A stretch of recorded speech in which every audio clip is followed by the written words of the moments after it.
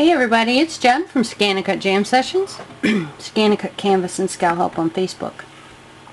We're going to be doing glass etching on casseroles. I made an etched plate, or pie plate, and I did have it posted, but it disappeared. So we're going to do another one.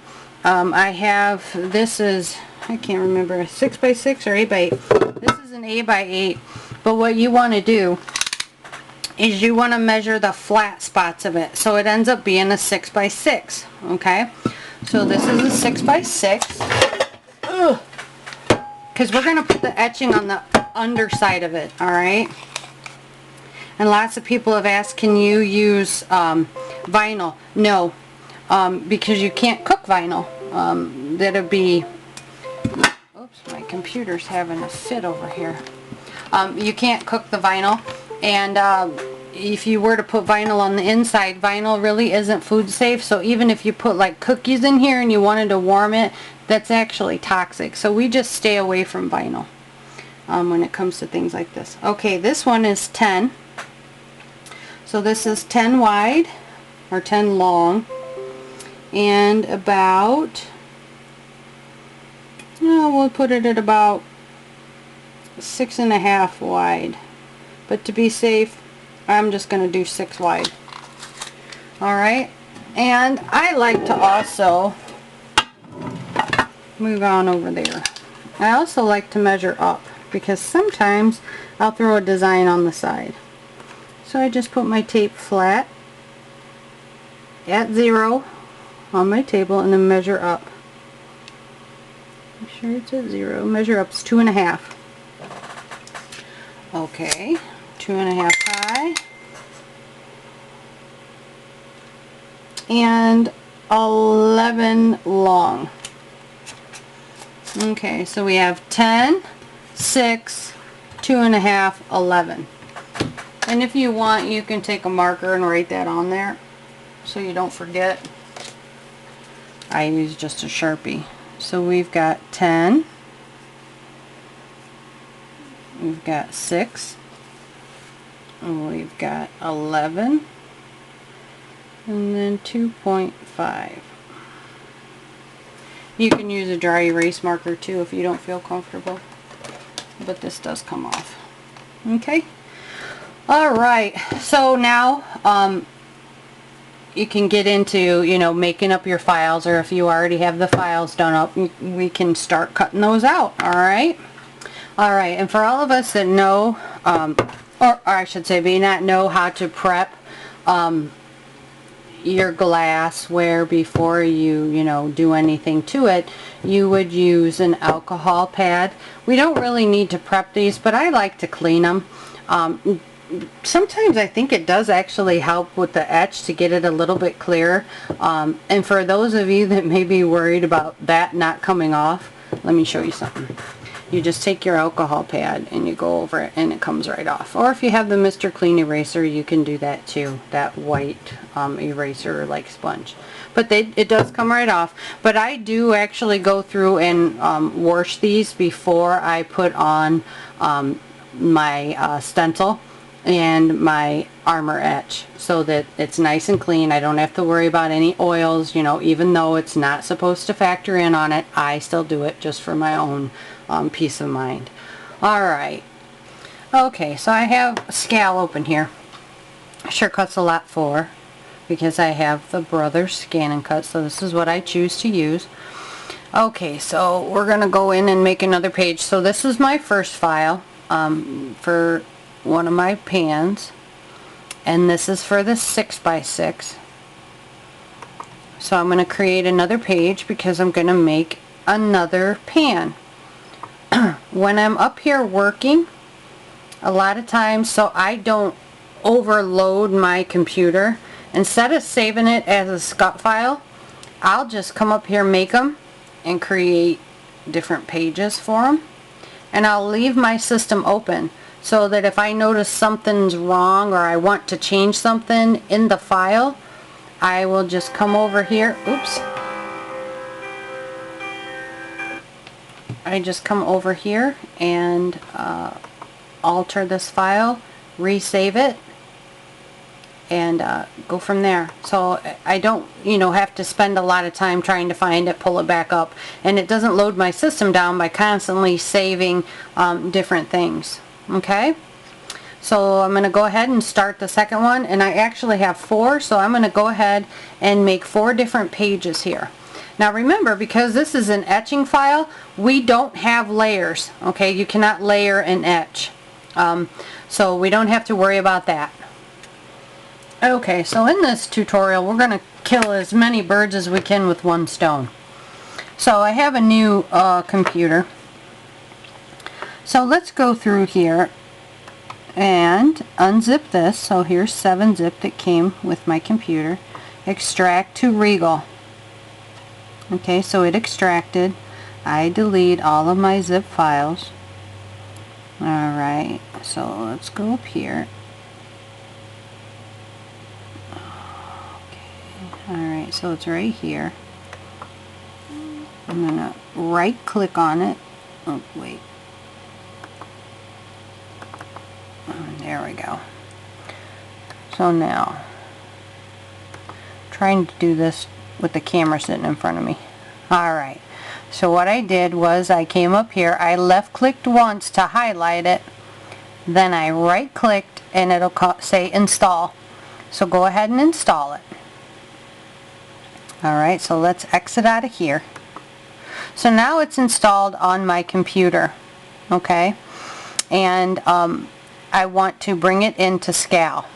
Well, over here you have to have the font tab pulled up. Over here you click this little thing and it says load font.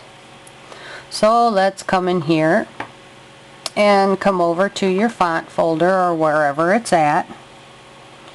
Come down. As you see, I have quite a collection growing again. And let's find it, double click on it, and it's installed. Okay, so now I'm going to go find it. Actually, I'll just come up here and type the letter R. I'm going to find it, come over here and type B. And I'm going to show you how to split this.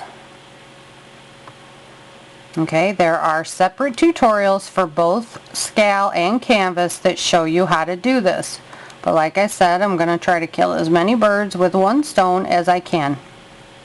Alright, so I got it up nice and big for you. Try to get all of this in here. Alright, so let's exit out of, nope, I got it. Come to the shapes. Okay. In the shapes panel, we're going to bring up this little triangle. So now it's sitting over here. Let's get this. Okay. Alright, so now I want to bring it out, down, this way, and I want to make it as thin as I can. That looks pretty good. Okay, let's stretch it across this B so that it completely bisects the letter. Alright, so that looks good and thin. I'm going to move it down just a smidge so that it's pretty much right in the middle. Okay, so I'm going to bring it over just a smidge more. Alright, so it goes completely through the entire B. I'm going to come up here, I'm going to highlight everything, come up to path, back minus front, and wait until it works, and you'll see it. It'll be like a little hole, little path gets cut through the B. Okay, there it is. Click off of that and click on it. You see it's still an entire thing. Well, I need to come up to Object and I need to click Break Apart. Then I'm going to come in here, I'm going to highlight the bottom part and I'm going to bring it down. I'm going to come in here and I'm going to grab another rectangle because I need to make those the horizontal bars. Okay, So we'll do this all over again. I'm going to shrink this up a little bit.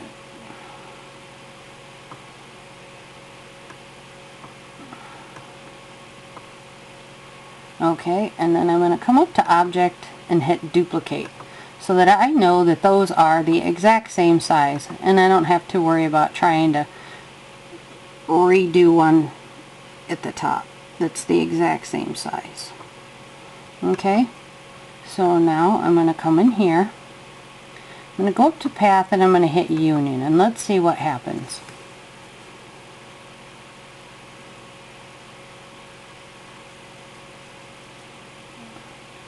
Okay, that looks pretty good. No, it does not. See that little line that's in there? We don't want that line. So I'm going to come up and I'm going to click Undo. And I'm going to nudge that down a little farther.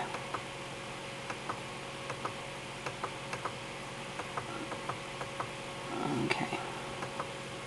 Now let's try it again. Let's see what happens.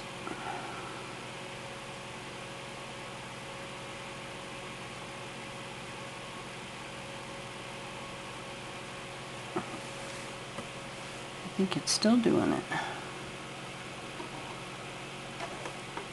Yep, it is still doing it. Okay, after I nudged it down a little bit more, it finally decided to union the right way. Okay, so you see, sometimes you just have to fiddle with it a little bit each time. So I'm going to take this one up. Oops, that's too far. Alright, so let's try this one. Sometimes when you do these unions, you'll have a part of it that will completely black out, and you will actually need to take your knife tool and cut a line through it, because you need to break that path. Alright, so we have our entire thing saved, or made, I should say. So now we need to go pick a font, but that's all I'm going to show you in this. Alright, okay, real quick, here's how one file came in. This is an EPS file, encapsulated postscript. Looks like it's just black, but if you come, let me click out of it. If you come and hover over it, you see those come in. So we're going to come up here to Object, and we'll click Ungroup. We should be able to move this. Yep. So you just grab this top layer, move it out of the way, and I'm right clicking on it, and I click Delete, and that'll bring up the things and expose what you need. Okay, before we start with the cutting, lots of people ask, this is the USB stick that I use. You see the light on? That means it's communicating with the cutter. Here is the extension that I use that goes into my machine. It preserves the female receiver part so that I am not constantly in and out with my stick. Yes, I do have the 650, but I still prefer using my stick over any of the ways that I have to send the information to my machine. Okay, so I have this file over here. This is my last file I have to cut. This is the one that had the error in it, so this is the last file. But I want to show you kind of real quick another bird with a stone. I want to flip this because I have a piece of vinyl here, some of my junk vinyl. I want to flip this. Well, how can I flip it like this? You're going to come in here to the box with the two arrows. Alright, and let me show you up here. If I have it up here in the corner, I come in here and I try to flip it, and it won't work. It just goes back and forth like that, okay? So it doesn't work. What I need to do is it's got monsters in it. I need to pull it down here, just like that. When you pull it away from the side, that allows it to move, okay? And now I'm going to pull it right on over here, like that. That looks good. Okay. Now what if I wanted to make, let's say, 5, 8, 10 of those? Right here. A number. So you can increase the number. So let's say 2. Well, there's not 2 in there. No, doesn't come up until you hit OK. Then there's your 2, and I don't want 2. So I'm going to delete that. Let's come back in here though. Let's say I want to blow it up. Oh, it won't let me. No, because it's snugged up against that side. You got to bring it out here and then you can blow it up, okay? Release the aspect ratio so that you can increase the size and width and height independently, okay? Alright, and there's your red plus sign. If you had other pieces on here, you could line them up perfectly. Alright, that's all I'm going to show you in there. Okay, so I have a couple of them weeded, and I got to kind of hurry this along. What I do is I take my low-tack transfer tape. I get all of my low-tack transfer tape from STALs, and I go through and I just rub it on here. As you see, this is junk vinyl. It's vinyl that I will not use. You can use stencil, anything with an adhesive, a strong adhesive on the back, because you don't want the etching cream to get up underneath here. That will ruin your design. So go ahead and put on your low-tack transfer tape, because we're going to pull it off of the white backing. Okay, this is just 3M adhesive, or 3M vinyl. You can use 651 if you want. I use that as well, because I got a whole bunch of rolls from a vendor off of eBay that I do not like. So I use that a lot. But just go ahead, cut it out. If you use the adhesive stencil, whatever you have, put it on there and rub it. I use to put this on, I use my stiff scraper. When I put it on the glass, you'll see me switch and use this bendable one. Lots of people say, oh, just use your credit card. No.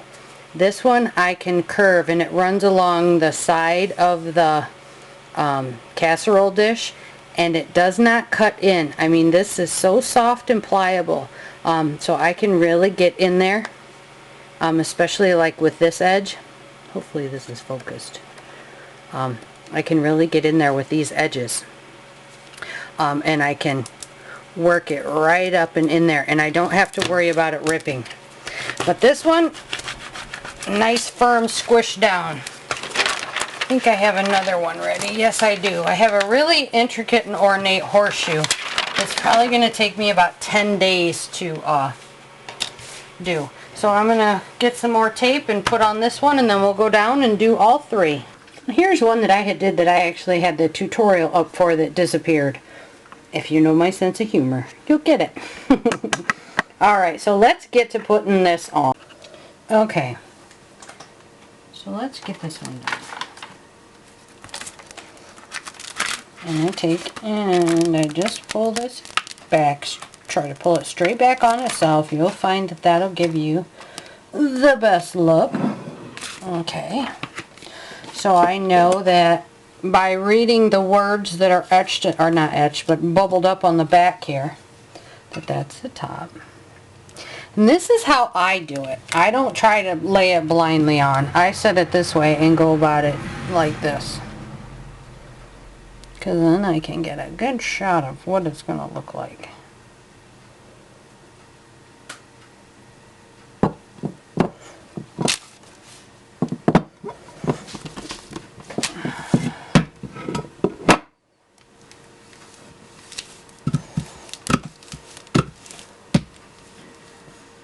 Where's my little yellow thingy?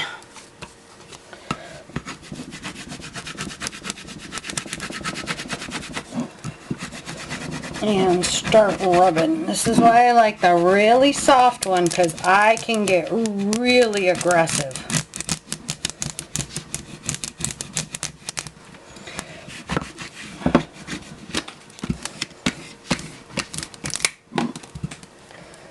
Okay.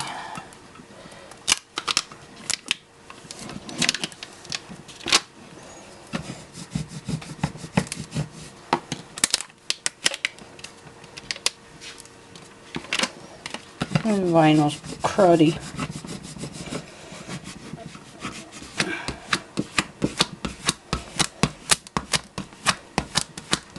This is supposed to be the good stuff that you put on your automobiles and that. Yeah, right. I'm going to put it on my doghouse. Look at it popping up.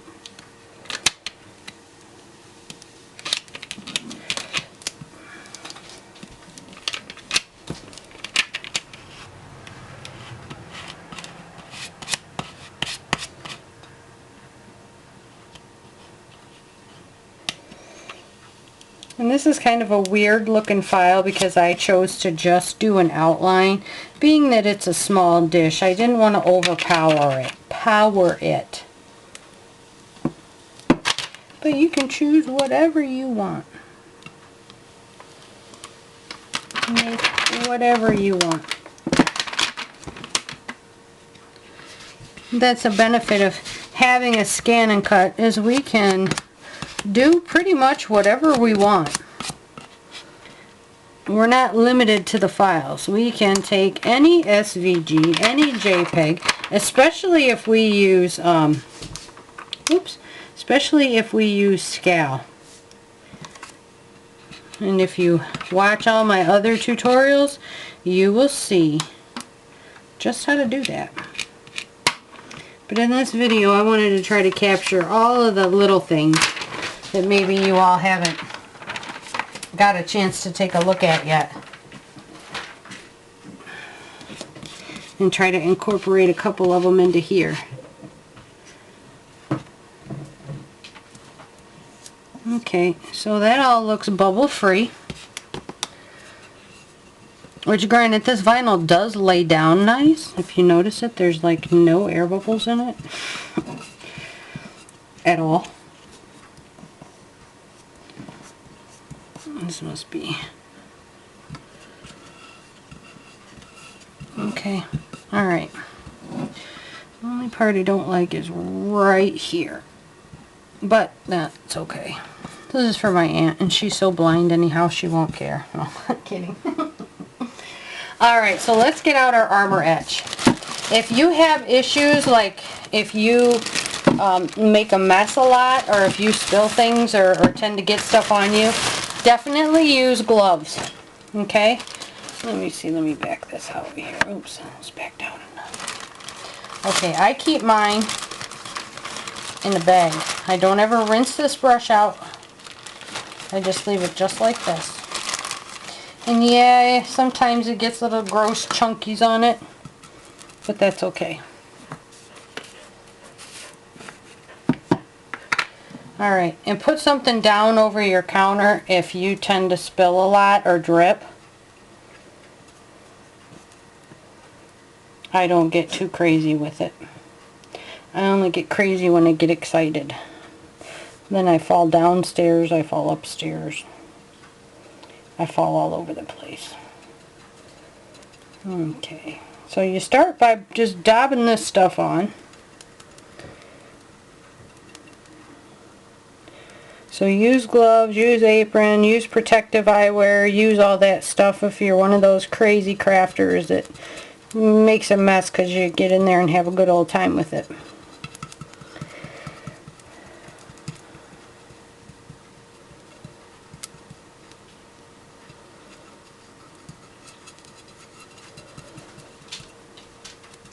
Now, if someone told me right now that they did put out an update for the version 1 machine and it was a driver that allowed us certain things, oh my god, yes. This whole bottle would probably end up on the ceiling. Because you all know how long I've been waiting for that. Because you know what I'm going to do with it when it does come out, if it does come out.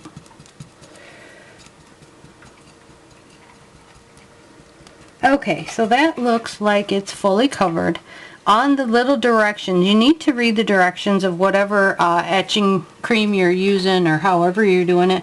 I'm using Armor Etch, and it says leave it on for about 5 minutes. Well, sometimes I leave mine on a little longer because sometimes I forget. I'm a multitasker, so on days that I feel good and have energy, I'm off doing 45 different things. Okay. I scrape off the excess and scrape it back in there.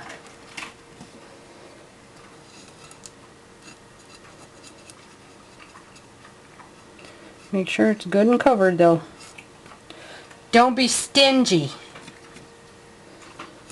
Okay. So there's that one. And we'll let that dry and I'll come back and we will wash her off and see what we get. Okay. Let's start washing her off. I've had it sitting on here for about 10 minutes or so. I just use cold water and stick it under here.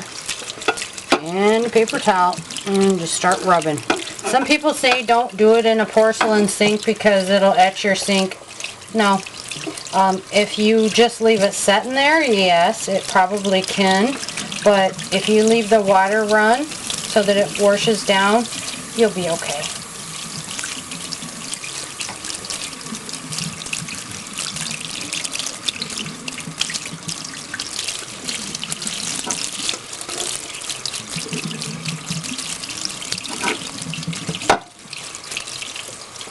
And just take that paper towel and get in there and try to get all that off there.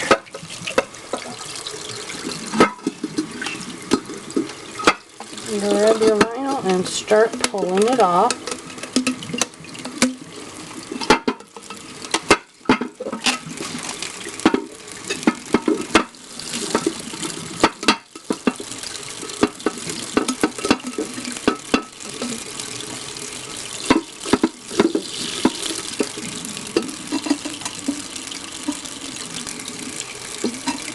This is why I try to avoid doing really intricate ones.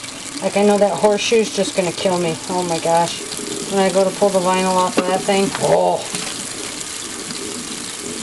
Because you really want to try to remove the vinyl as quick as possible too. Because if there is some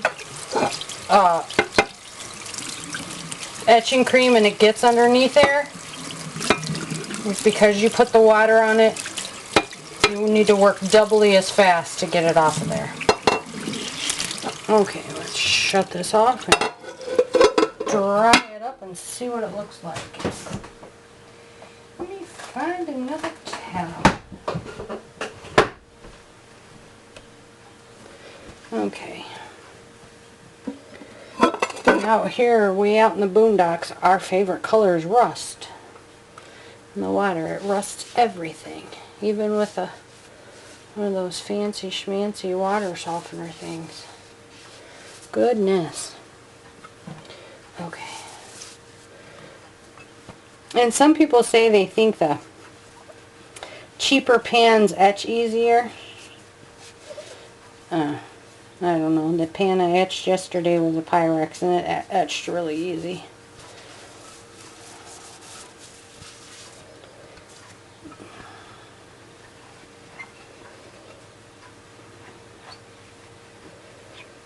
Okay, well, let's bring this back here and take a look at it.